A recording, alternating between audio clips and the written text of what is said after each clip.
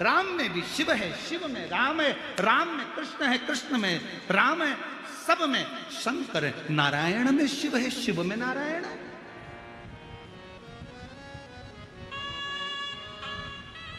कितना सुंदर बात है। जितने शिव भक्त यहां बैठे हुए हैं और जितने आस्था चैनल पर सुन रहे हैं, आज अपने अंदर उतार कर रखना।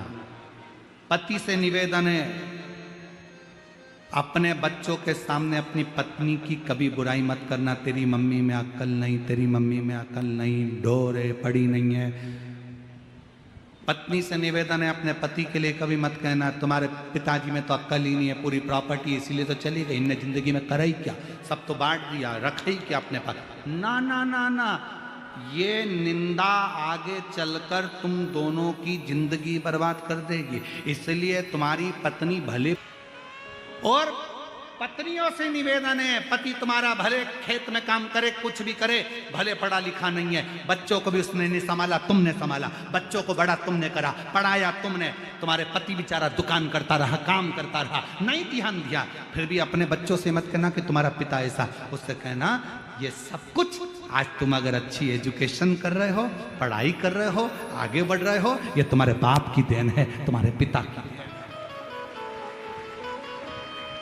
हम गलती क्या करते हैं? पार्वती बहुत दुखी है, पर इसने कथा में सुना है कि अपने बाप के पास जाना तो चेहरे पर स्माइल रख कर जाना।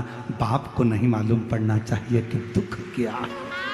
पिता फिर भी दुख हरता है, पिता फिर भी दुख हरेगा, जान दो उसको, जान। और जब उससे कहे, विनय करे तो आनंद। कितना सुंदर कहा है। भगवान शंकर प्रथम वारकरी हैं, भगवान शंकर प्रथम वैष्णव हैं। भगवान शंकर अगर कोई मुख से राम राम कहता है, 2 बार मुख से राम राम निकलता है, तो मेरा शंकर भगवान उसको 21 बार झुककर प्रणाम कर लेता है कि इसने राम राम कहा है। वो प्रथम वैष्णव की गिनती में शिव हैं, प्रथम वारकरी की गिनती में शिव हैं। भगवान शंकर तो अपने भक्त के लिए आनंद पाते, शायद इसीलिए तो करुणा करते, इसीलिए तो दया करते। और जब वो करुणा करे, जब वो कृपा करे, शिव कथा करे, ये भगवान शंकर का संवाद करा, भंवरे का रूप रख लिया, भंवरे का, और उसके चरण की रज मिल जाए, इससे बढ़कर सुख क्या हो सकता। भागवत किस किसने सुनी है? हाथ उठाओ जरा, जिन्होंने श्रीमद् भागवत सुनी है। सुनी है सबने? रख। वामन भगवान का चरित्र सुना है? जम के तो बोलो। हाँ, क्या मांगने गए थे राजा बलि के दरवाजे पर? अच्छी जम के बोलो, 3 पग भूमि। ठीक है, मतलब तुम लोगों ने कथा सुनी।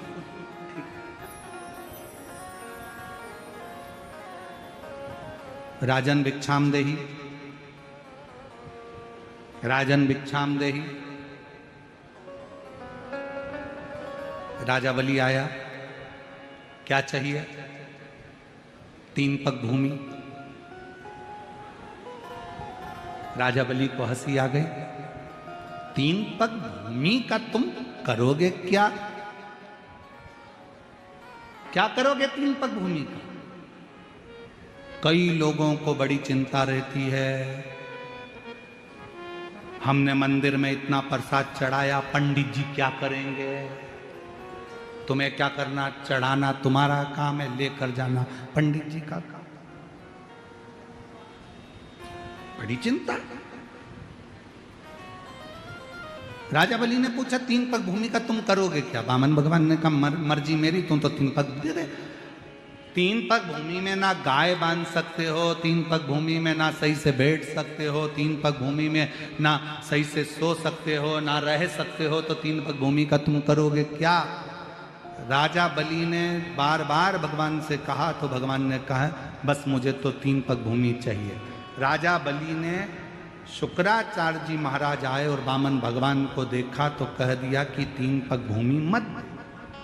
पर राजा बलि ने उसी समय अपने बेटे को आवाज लगाकर बुलाया कि जा अंदर जाकर जल लेकर आ, मुझे संकल्प छोड़ना है 3 पग भूमि का।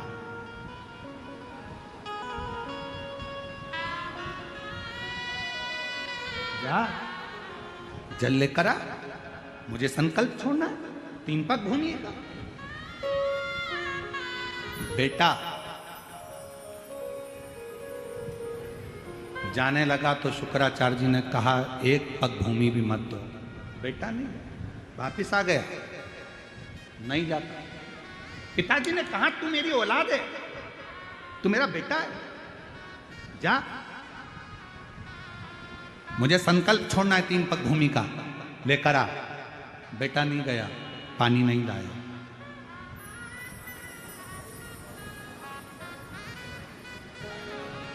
गया ही नहीं। एक चरित्र हमको याद आ रहा है, एक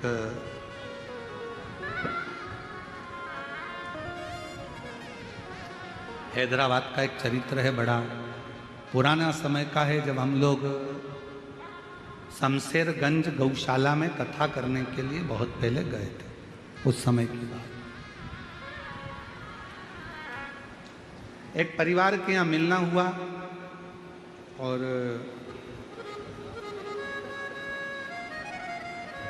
माता पिता को मालूम पड़ा, पिताजी को, कि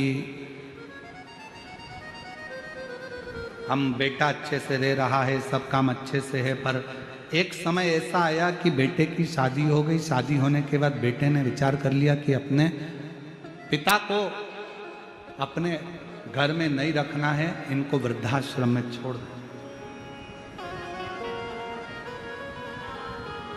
जैसे ही सुना कि वृद्धाश्रम में मेरा बेटा छोड़ने जाएगा, कल मुझको बताया नहीं किसी ने। इतने में तो रात को बेटे का हाथ पकड़ा बाप ने और अनाथालय ले गया, और बेटे को अनाथालय में ले जाकर कहा साहब इसको जमा कर लीजिए, ये मेरा बेटा नहीं है, रोड पे से मिल गया था, मैंने इसको पाल पोस के बड़ा कर लिया था, इसको। बेटा कहता पापा मैं तुम्हारी औलाद और तुम मुझे अनाथालय में छोड़ रहे हो। बाप कहता है मेरी औलाद ऐसी नहीं हो सकती जो अपने बाप को जमीन जायदाद प्रॉपर्टी लिखाने के बाद वृद्धाश्रम में छोड़ दे। मेरी ऐसी औलाद नहीं हो सकती, इसलिए आज से तू अनाथालय में रहे, मैं मेरे मकान में रहूंगा, मेरे घर में रहूंगा। मेरी औलाद ऐसी नहीं हो सकती, ये मेरी औलाद नहीं। आज राजा बलि ने कहा जाओ बेटा जल्दी जाओ, मेरे को जल ला कर दो, मुझे जल दो, मेरे को संकल्प छोड़ना है। बेटा नहीं गया जल लेने के लिए, बेटा नहीं गया जल लेने के लिए, और जैसे ही नहीं गया राजा बलि को क्रोध आ गया, बेटा तू मेरा पुत्र होकर और तू जल लेने के लिए नहीं गया, आज मैं तुझे श्राप देता हूं। दान करने में तू मेरा रोड़ा बना है, दान करने में तू पत्थर जैसा अड़िग रहा है, इसलिए मैं तुझे श्राप देता हूं कि तू पत्थर हो जा। सुना है भागवत जी में आप लोगों ने ये चरित्र? एक बाप ने अपने बेटे को श्राप दे दिया कि तू पत्थर हो जा। बेटा रोने लगा, क्षमा करो क्षमा करो। बाप कुछ नहीं बोला। क्षमा मांगना है तो ये दरवाजे पर जो छोटा सा ब्राह्मण का बच्चा खड़ा है, जो 3 पग भूमि मांगने के लिए खड़ा है, इससे क्षमा मांग। राजा बलि का लड़का क्षमा मांगने के लिए वामन भगवान के पास पहुंचा, प्रभु क्षमा कर दो, मेरे पिताजी ने मुझे श्राप दे दिया, आपको 3 पग भूमि देना था, मेरे पिताजी संकल्प छोड़ने के लिए जल मंगवा रहे थे, मैं लाकर नहीं दे पाया, पत्थर बनने का, रोड़ा बनने का श्राप दे दिया, क्षमा करो। वामन भगवान ने कहा तुम चिंता मत करो,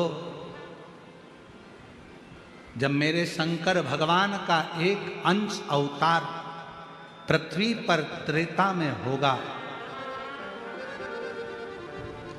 मां अंजना के गर्भ से शंकर भगवान का एक पुंज प्रकट होगा जिसका नाम हनुमान होगा। जब हनुमान जी महाराज लंका पर जा रहे होंगे तब तेरे ऊपर लात रखकर फिर उड़ेंगे और तू पाताल में जाकर पुनः मोक्ष को पा जाएगा, क्योंकि तुझे शंकर भगवान के चरण की रज प्राप्त हो। अगर आपने रामचरितमानस को पढ़ा हो, कथा देखी हो, सुंदरकांड का स्मरण करा हो, तो हनुमान जी एक शिला पर चढ़े, लात रखी और उड़ गए। जिस शिला पर लात रखी वो पाताल में चले गया। वो कौन शिला थी? आप कह सकते हो कि हमने उस शिला का वर्णन सुना है। वामन अवतार में राजा बलि ने अपने बेटे से कहा था कि संकल्प के लिए जल लेकर आ, और बेटे ने बाप का कहना नहीं माना तो उसको श्राप लग गया। श्राप लगा तो वो पत्थर का बन गया। उसकी मुक्ति शंकर के चरणारविंद की रज से होना थी। तो भगवान शंकर का अंश स्वरूप श्री हनुमान जी महाराज प्रकट हुए, जिन्होंने उस पर लात रखकर लंका पर उड़े। तो जैसे ही लात रखकर उड़े समुद्र पार करने के लिए वो पाताल में चले गया, वो रज से मुक्त हो गया।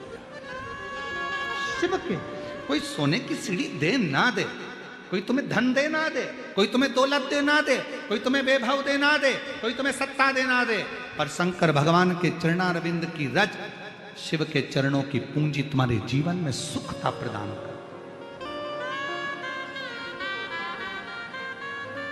सुखता।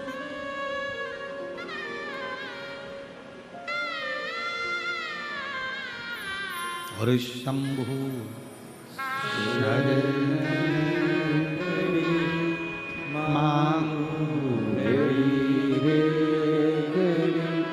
दुख काटो दया करी दर्शन आपो शंभु शरण पड़ी मांगो घड़ी रे घड़ी दुख काटो दया करी दर्शन आपो। आप जो शिव चरणारविंद की रज का एक पत्र है, शिव चरणारविंद की रज का एक तत्व हमारे जीवन को सुख देता है।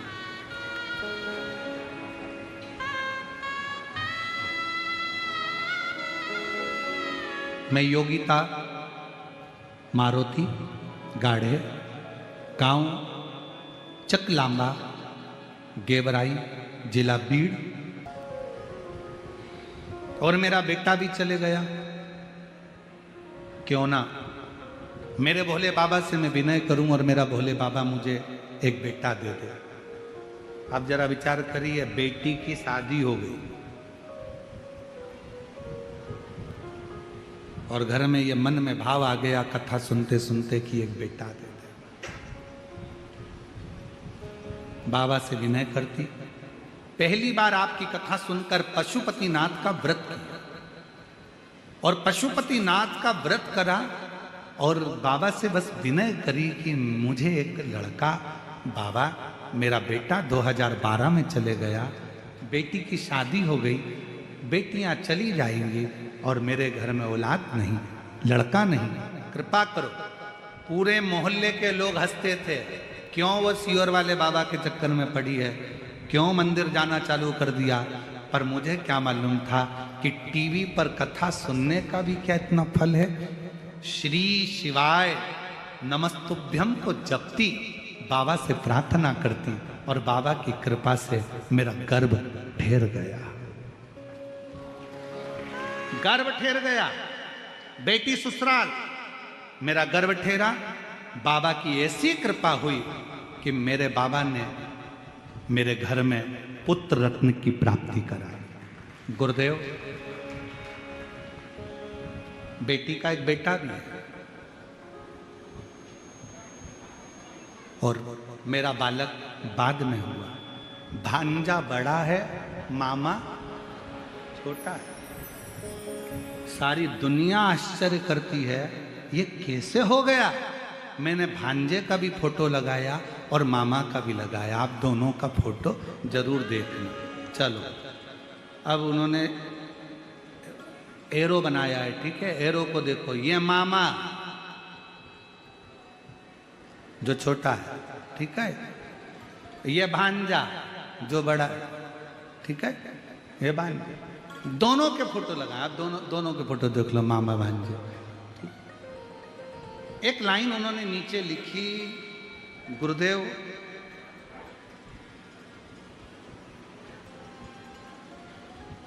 क्या शिव इतने दयालु हैं कि जो मांगो वो दे देते।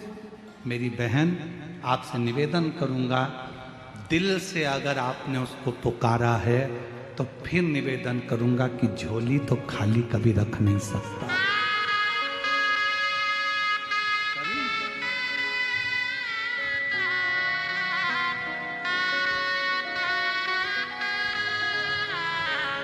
उसकी कृपा, उसकी करुणा, उसकी दया, ये इसीलिए है प्यारो।